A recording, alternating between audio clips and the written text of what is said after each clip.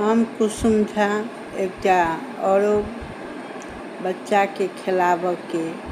कने जे रहै छै तऽ सूत कऽ आर पैर पर धऽ कऽ बौआ के और घुघुआ मना एना कऽ जे झुलेबै तऽ कानैत जे रहै छै 5-6 महीना के बच्चा भऽ जाइ छै जहन कानैत रहै छै तखन की कहै छै घुघुआ मना उपचे धना बौआ के छेदा दे कांदन सना ककरासँ सोनरासँ सोनरा कहलकै सुने ने ककरासँ मजबासँ मजबा कहलकै मोजे ने ककरासँ पलटन माँ कहलकै पोले ने नवघर उठे पुरान घर खसे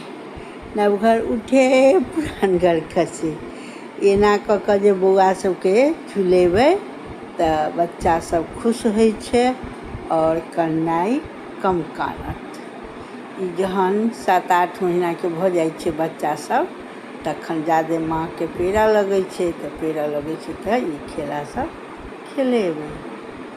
और एहिना छोट छोट बच्चा सबके जे सब अबैया से हमसब